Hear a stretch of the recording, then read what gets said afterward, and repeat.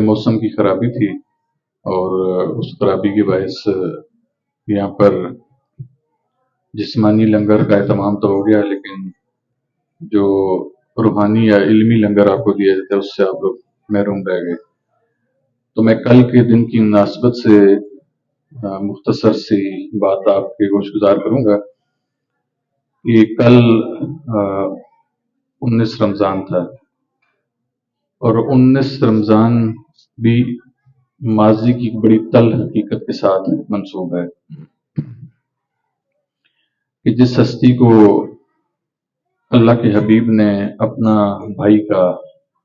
جس کو اپنے جسم کا حصہ گردانا، جو اس اسلام کو پھیلانے کے لیے حضور علیہ السلام کے ساتھ شانہ بشانہ ہر محاذ پر چلا، ہر غزوے کا حصہ رہا تقریباً، اور الحمدللہ اس شخصیت کے اوپر اللہ کا خاص کرم تھا، اور اسی وجہ سے آپ کو کرم اللہ وجہ الکریم کا لقب بھی ملا کہ یہ خاص کرم یہ تھا کہ جتنے بڑے غزوات ہوئے وہ اس میں جو فتح مسلمانوں کو حاصل ہوئی وہ اسی شخصیت کی مرہون منت ہوئی اللہ کے حکم سے، اور اس شخصیت کی مرہون منت مسلمانوں کو فتح حاصل ہوئی تمام غزوات میں۔ آپ غزوہ بدر کو اٹھاتے ہیں تو آپ کو معلوم پڑتا ہے کہ جیسے میں نے غزوہ بدر کو بیان کیا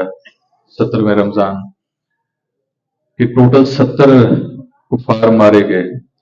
70 میں سے اس شخصیت نے اکیلے 36 لوگوں کو واصل جہنم کیا، یعنی کہ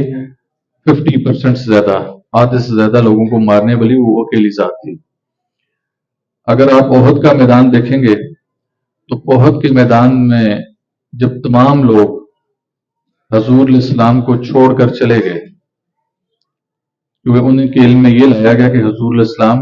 معاذ اللہ شہید ہو چکے ہیں، تو ایسے اسنا میں چونکہ لیڈر چلا گیا لہذا تمام لوگ وہاں سے جانا شروع ہو گئے، انہوں نے اس میدان کو چھوڑ دیا۔ تو اس شخص کو پھر بھی کسی کی زبان پر اعتبار نہیں تھا، اللہ نے اس کو اتنا علم عطا کیا تھا، حضور نے اسی لیے اس کو باب العلم کے نام سے یاد کیا۔ اس کا علم اسے کہہ رہا تھا کہ نہیں، حضور علیہ السلام اس طرح نہیں جا سکتے، تو لہٰذا وہ اس کفار کے لشکر میں جس نے حضور علیہ السلام کو گھیرے میں لیا ہوا تھا وہ اس جھرمٹ میں جاتا ہے، اور وہاں پر اس نے حضور کو بالکل صحیح پایا، آپ کے دندان مبارک وہاں پر شہید ہوئے۔ تو پھر تاریخ لکھتی ہے کہ وہ شخص اس طریقے سے گھوما اور اسے تلوار کو اس طریقے سے گھمایا کہ پھر وہاں پر کفار کا نام و نشان نہ ملا، اور اس طریقے سے اس نے حضور علیہ السلام کا دفاع کیا اور ان کی حفاظت فرمائی۔ پھر آپ خندق کا میدان اٹھا کے دیکھ لیں، خندق کے میدان میں جب دشمن کی فوجیں بالکل مدینہ کے قریب پہنچے تو خندقیں کھودنے کا اہتمام کیا گیا تاکہ شہر کے لوگوں کو محفوظ کیا جا سکے، لیکن جب خندقیں کھود دی گئی تو ان خندقوں کو پار کر کے ان دشمنان اسلام کا ایک بہت ہی بڑا پہلوان تھا عمر بن عبد ود، وہ کسی نہ کسی طور دوسری سائڈ پر آ گیا اور اس نے آ کر حضور اسلام کو للکارا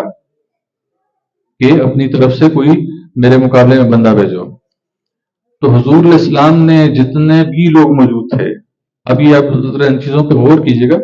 کہ حضور علیہ السلام کے ساتھ جتنے بھی لوگ تھے وہ تمام اصحاب رسول تھے، تو آپ نے ان تمام سے کہا کہ تم میں سے کون ہے جو اس کا مقابلہ کرے گا؟ سوچیں کہ حضور فرما رہے ہیں کہ کون مقابلہ کرے گا، لیکن کوئی شخص نہیں اٹھتا۔ تو حضور علیہ السلام نے خود نامنیٹ کیا کہ آپ فلاں، آپ اس کے مقابلے میں آئیں گے؟ تو انہوں نے کہا کہ یا رسول اللہ جو مرضی کام کرا لیں، اس سے مقابلہ نہ کرائیں۔ اس کے بارے میں سنا ہوا تھا، اس کے مقابلے میں کوئی پہلوان نہیں آتا تھا۔ حضور نے دوبارہ اپنی اس بات کو ریپیٹ کیا کہ تم میں سے کون اس کے مقابلے میں جائے گا؟ کوئی نہیں ادھر سے اٹھا۔ ان دونوں باریوں میں ایک نوجوان لڑکا اٹھتا تھا اور بار بار اٹھ کے کھڑا ہوتا تھا اور کہتا ہے یا رسول اللہ میں۔ تو حضور علیہ السلام فرماتے تھے نہیں تم نے۔ جب تیسری بار حضور نے دوبارہ اس مجمع سے پوچھا کہ تم میں سے کون آئے گا، تو جب کوئی نہ اٹھا تو اس نے کہا یا رسول اللہ اب میں۔ اب میں ہی اس کو ماروں گا. اور پھر وہ نوجوان لڑکا اس پہلوان کے مقابلے میں آیا اور چند ہی باروں میں اس کو تہ تہ کر دیا. تو یہ جو 19 رمضان کا جو روزہ ہے، 19 رمضان مبارک، یہ اس شخصیت جس کا میں نے ابھی ذکر کیا، اتنی لمبی تمہید ماندی، اس شخصیت کے ساتھ منسوب ہے. میری مراد اخی رسول، زوج بطول، افضل النور بعد از حضور، حضرت مولا علی سرکار کرم اللہ وجہ الکریم سے ہے. سبحان اللہ. 19 رمضان المبارک کو آپ کو جب یہ تمام غزوات یہ مکمل ہو چکے، دور خلفائے راشدین وہ بھی 3 خلفاء تک مکمل ہو چکے، تو جب یہ مولا علی سرکار کا دور آیا تو اتنے عرصے کے بعد اس تمام عرصے میں دنیا جہان کی طاقتیں لگی رہیں کہ کسی طریقے سے اس شخص کو مارا جائے. جو بدلہ لینے کی آگ کفاران مکہ کے اندر بار بار بھڑکتی تھی کہ یہ وہ شخص ہے کہ جس نے ہمارے باپ دادا کو قتل کیا، یہ وہ شخص ہے کہ جس نے ہماری سرداری کو نیست و نابود کیا، یہ وہ شخص ہے کہ اگر یہ حضور اسلام کا ساتھ نہ دیتا تو ان غزوات میں مسلمان فتح یاب نہ ہو سکتے. تو بدلے کی آگ تھی ان میں. اس بدلے کی آگ کو بجھانے کے لیے وہ کتنے عرصے سے کمر بستہ تھے، لیکن انہیں اس اپنی آگ کو بجھانے کے لیے کوئی میدان جنگ نہ مل سکا، کیونکہ یہ شخص جب میدان جنگ میں اترتا تھا تو اس کے ساتھ ایسی اللہ کی طاقت ہوتی تھی کہ کوئی شخص اس کے مقابلے میں نہ آ سکتا تھا.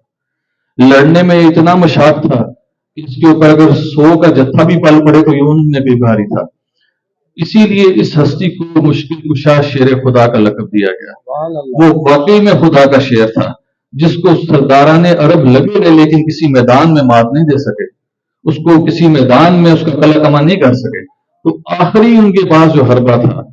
وہ یہ تھا کہ ہاں جب وہ نماز کی حالت میں اللہ کے حضور سجدہ دے تو پھر اس کو ضرب لگائی جائے، تو شاید پھر ہماری ضرب کاری آ جائے، کیونکہ وہ نماز نہیں چھوڑے گا، وہ پھر بدلہ لینے کی بات نہیں کرے گا، وہ نماز کی طرف ہی مائل رہے گا. تو ایسے میں ہم اپنے باپ دادا کا بدلہ اتار سکتے ہیں. تو اس اپنے باپ دادا کے بدلے کو لینے کے لیے 19 رمضان المبارک کو مولا علی سرکار کو کوفہ کی مسجد میں نماز پڑھاتے ہوئے سجدے کی حالت میں ضرب لگائے گی. اس ضرب کی وجہ سے شدید زخمی ہو گئے، اور زخمی ہونے کے بعد پھر 21 رمضان المبارک کو ایک دن کے وقفے کے ساتھ آپ کی شہادت ہوئی.